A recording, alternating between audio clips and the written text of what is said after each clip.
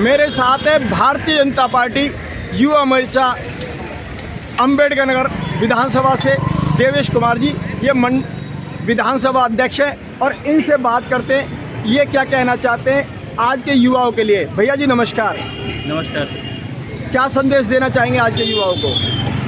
ये संदेश हम नहीं दे रहे, बल्कि संदेश तो हमारे आदरणीय प्रधानमंत्री जी ने देश के समस्त युवाओं को दिया है। जिस तरह से एक समय पहले युवा दर ठोकरें खाता था रोजगार के लिए, लेकिन आज हमारे आदरणीय प्रधानमंत्री मोदी जी के नेतृत्व में देश का युवा आगे बढ़ रहा है। आज युवा रोजगार के लिए ठोकरें नहीं खा रहा, बल्कि युवा अपने दम पर दूसरों को रोजगार प्रदान कर रहा है। इस लेवल पर अगर कोई युवाओं को आज भारतीय जनता पार्टी की तरफ से जितने स्कीम्स चल रही हैं, जैसे कि आपका कौशल विकास योजना के अंतर्गत देश के लाखों युवाओं ने किसी न किसी तरह से अपने आप को एबल बनाया है, कार्य करने के योग्य बनाया है। कितने ही कोर्स ऐसे हैं जिनमें युवाओं की भागीदारी रही है। कोर्स कर करके युवा आगे बढ़ रहे हैं, देश को आगे ले जा रहे हैं। देश का युवा जब आगे बढ़ेगा तो देश ऑटोमेटिकली आगे बढ़ेगा।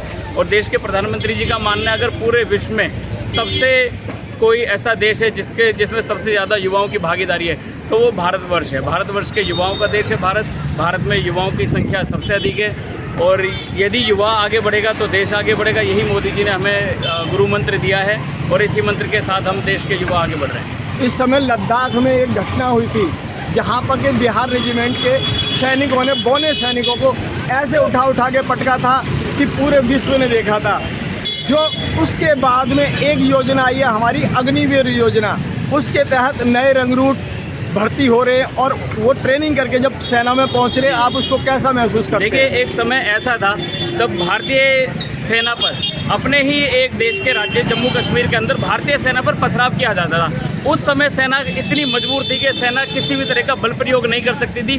सेना के ऊपर ना केवल पत्थरबाजी की जाती थी, सामने से आतंकवादी आके बड़े बड़े हथियारों से सेना के ऊपर आक्रमण करते थे, लेकिन भारतीय सेना का मनोबल बिल्कुल गिर चुका था। एक समय ऐसा था जब सेना के अध्यक्ष ने कहा था कि भारतीय सेना के पास केवल और केवल 3 दिन का बारूद शेष है, यदि कल को युद्ध हो जाता है तो। लेकिन आज के समय में प्रत्येक सेना के जवान को आदरणीय मोदी जी ने इतना मजबूत कर दिया कि हमारा एक एक जवान दुश्मन के हजार सैनिकों के ऊपर भारी पड़ने लायक है। आज सेना का मनोबल एक जो पहले निचले स्तर पे था, आज सबसे ऊंचे स्तर पर अगर सेना का मनोबल किसने बढ़ाया है तो हमारे प्रधानमंत्री जी ने बढ़ाया है। एक समय ऐसा था जब भारतीय सेना को लोग सोचते थे, चाइना से लोग आते थे, भारत की भूमि पर कब्जा कर लेके ले जाते थे, भारतीय सेनाओं के ऊपर अत्याचार करते थे।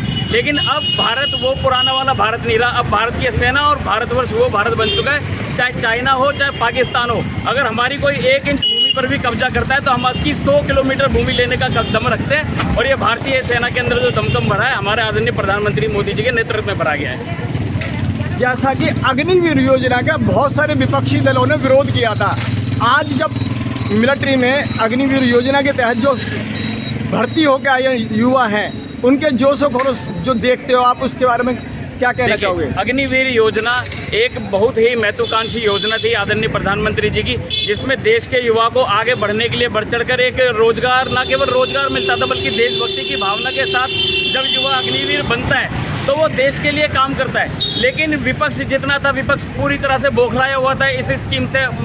मोदी जी की स्कीम थी, विपक्ष का काम है, अगर आदरणीय प्रधानमंत्री जी या भारतीय जनता पार्टी केंद्र सरकार को भी योजना लेकर आती है तो वो बिना उस योजना की तह तक जाए। उनका पहला काम है उसका विरोध करना। आप उनसे पूछिए जी, केंद्र सरकार ये योजना लेकर आ रही है, उसका विरोध करना स्टार्ट कर देंगे। उसके बारे में जानकारी मांगे कि योजना है क्या, उन्हें पता ही नहीं क्या योजना है। उनका पहला काम क्या है? योजना का विरोध करना। दूसरी बात जो हम अग्निवीर की करते हैं, आपकी जानकारी के लिए मैं बता दूं, जब अग्निवीर योजना लागू की गई, अग्निवीर इतने बड़ी संख्या में युवाओं ने अग्निवीर बनने के लिए आवेदन किए कि जितनी संख्या थी वो कम बढ़ गई। हजारों लाखों युवाओं ने अग्निवीर बनने के लिए आवेदन किया और सबके आवेदन होने के तत्पश्चात सभी को जल्द से जल्द उनकी सेना में भर्ती करवाई गई, उनकी ट्रेनिंग स्टार्ट करी गई और अभी हजारों लाखों की संख्या में अग्निवीर भारतीय सेना में काम कर रहे कार्यरत हैं। धन्यवाद भैया जी।